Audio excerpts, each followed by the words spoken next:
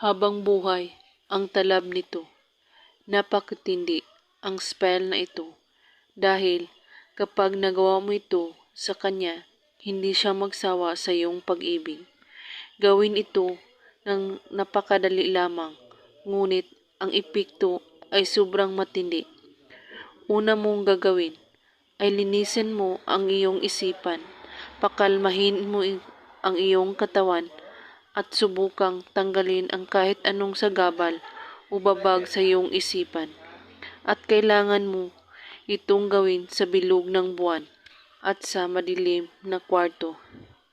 Umupo ka at sambitin mo ang pangalan niya ng 3 beses at na para bang tinatawag mo siya. At gagawin mo ito sa insaktong 2:00 ng madaling araw. At saka mo ito sabihin, Dies malipus puntundok. At pagkatapos, kunin mo ang inyong salamin at pumikit ka.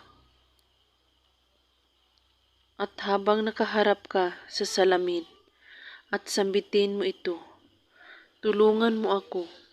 Ito lamang ang aking hiling na siya ay maangkin.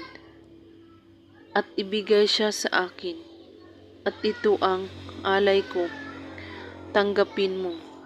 At pagkatapos ay sindihan mo ang kandila at sambitin mo ito muli ng 6 na beses kasabay ang kanyang pangalan. Alimangali, Zor, Kritya. At pagkatapos, ihipan mo ang kandila at itago ito.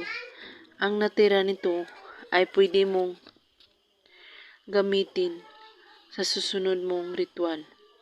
Gawin lang ito sa kabilugan ng buwan, kahit anong oras.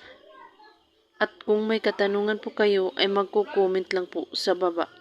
Maraming salamat sa panonood. May God bless us all.